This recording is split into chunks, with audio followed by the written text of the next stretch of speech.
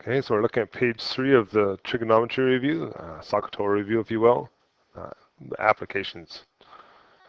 Each of these questions we're going to use our three ratios, our sine, cos, or tan, and we're going to be having to problem solve. And the hard part here will probably be the pictures. So my suggestion is you try the examples, try drawing the pictures out, and if you get the picture right, the math shouldn't be too bad beyond that. The pictures are usually the most challenging part. If we look at the first one here, we're talking about the angle of elevation of the sun. We've got a building 76 meters tall. How long will its shadow be? Well, thinking logically, and the sun's shining on the building, it's going to make a shadow over here on the ground, right? We talked about angle of elevation. That's if you're on the horizontal. If you're on the ground and looking up at the sun, your angle would have gone up there, right? Which means the bottom corner has to be 23 degrees. Our building is 76 meters tall. Okay, so we know this is 76, and this is going to make a right angle. For our purposes, we're going to assume all buildings, people, trees, things like that are always going to make right angles with the ground unless we're told otherwise. Okay, once we've got our diagram drawn, we can label our sides accordingly. Okay, we want to find the shadow. That would be here on the ground, right? Okay, what side would that be? Well, according to the angle, that would be the adjacent. Across from the angle, that would be the opposite. And we'll write that magic word out one more time. SOHCAHTOA. I have an O and an A, which suggests you should be using tan. And in most word problems, you actually use tan because those are things you can actually measure. So the tan of 23 equals the opposite over the adjacent. Okay, it's one of our three basic problems. The x in the fractions, we're going to cross multiply. 1 times 76 is 76. X tan 23 is x tan 23. Okay, x is not by itself, so I need to divide out the tan 23. If I divide out the left, I've got to divide out the right. Okay, they'll cancel each other out, and I'll get a value for x of 179.04. Because this is a word problem, we probably give a word answer and say something like the shadow is 179.04 meters long. And that'd be sort of a more basic word problem. Not too many complications in there, just the idea of an elevation and where to put the angle. And lots of times you gotta make sure the angle goes in the bottom corner. It's rare that it goes in the top one. Okay, try the second one. The second one's slightly more challenging, in particular the picture. So see if you can pause it, read it over, draw the picture. If you get the picture right, the math shouldn't be too bad. Okay, in this one here, we got a guy with a fishing rod, and he's trying to catch a fish. Okay, we'll assume this is the water right here. His fishing rod, the tip of it is 1 meter above the surface. We'll call that 1 meter. And the fish finder has identified fish way down here, and we're not going to draw the scale, but we're going to say 45 meters is way down here. Some fish down here somewhere, right? So we know that this distance is 45. We want to know how much line is needed to catch the fish. Now, I know that the picture here, this little clip art picture, has a line drawn in, but it's curvy, so we'll draw it down, make it a triangle. Okay, I want to know how much line, that's right there, how much line needs to catch these fish down here at the bottom.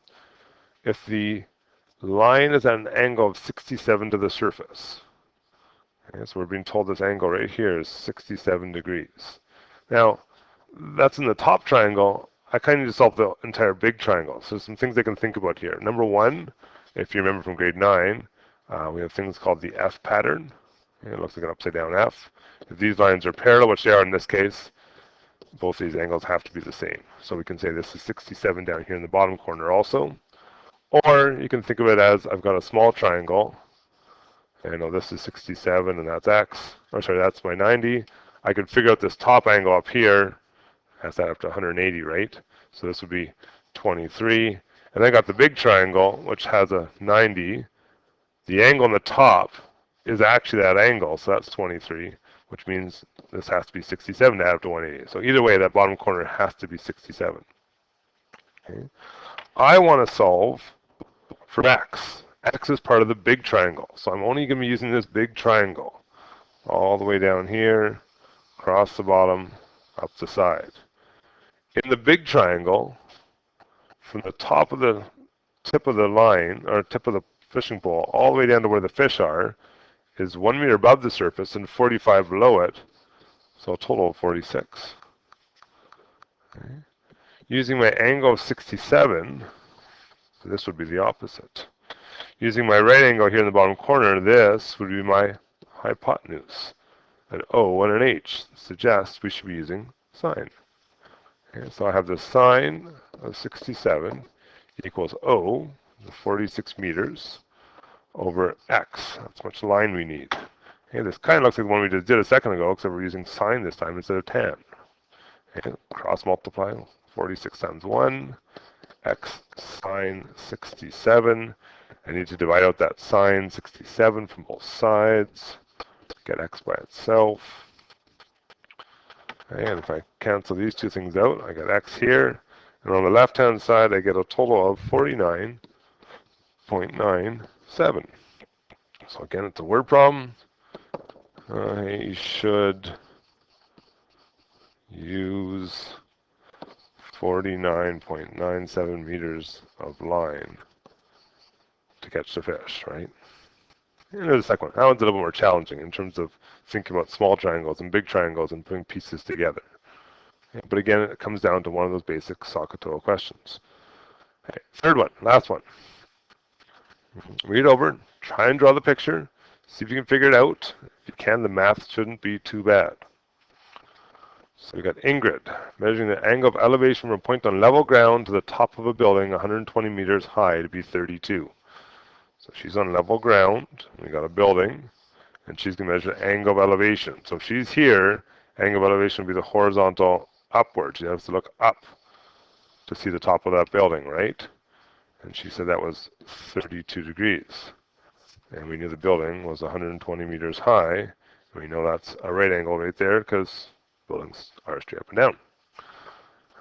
She walks towards the building till the angle of elevation is 45. So she's going this way, a certain distance, until she gets to a point such that when she looks up now, we've got 45 in there. I want to know how far she walked. I want to know this piece right here. And I can solve that using some SOHCAHTOA things. I got some right triangles. Just before I solve it, I'm going to talk about this triangle a little bit. There's actually two triangles here, right? I'm just going to redraw them to the side here for a second. That's 120. This is 32. Okay. This distance here, we don't know. That's the big outside triangle. We know it's right angles. Okay. I could figure out why, and I'm going to in a second. Similarly, I've got a smaller triangle, which has a 45 in it. The building's still 120. It's still right angle. I don't know what that is. It's called Z. Again, I don't know what it is, but I can solve for it. The difference between Y, which is all of this, and Z, which is this bit right here, will actually be how far she walked, right? The difference between them. If Y was 100 and Z was 40, well, the difference between those has to be how much she walked, the X. So I really need to solve these two problems separately, but kind of at the same time. Okay, so I'm going to start this first one. Problem number 1 up here, then we'll do problem number 2. Okay. In number 1, labeling my sides, this would be my opposite. This would be my adjacent. That's a tan question. So the tan of 32 equals 120 over y. We're going to cross multiply and solve like we've been doing over and over again. In fact, this looks like the same kind of question we've been doing the last couple of times. And we're going to divide out. We're going to divide out that tan 32 bit. And if we punch that in our calculators, we'll end up with y coming out to 192. Okay. That's how far she was initially from the building. If I solve problem number 2, problem number 2 is exactly the same problem. The only difference is we've changed our angle. Tan 45 this time, 120 over Z this time, right? So she's a little bit closer. We want to know how close she is to the building. Okay, do the exact same process. 120 times 1, Z tan 45. Okay, we're going to divide out the Z tan 45. I'm not going to show it this time, but we're dividing it out. And it turns out that Z comes out to 120. And some of you will be saying, well, that's kind of weird. How come it's 120? Well, if you stop and think about a 45-degree angle in our initial triangle, 45 and 90, well, that has to be 45 too to add up to 180, which means I have an isosceles triangle, and these two sides are actually the same. So that worked out weird, but that's going to happen from time to time. Okay, why were we doing that? Well, we knew initially she was 92 meters from the building, okay, that first one, and then she was 120 meters from the building afterwards. So how far did she walk? Well, that's the difference between how far she was initially and where she ended up.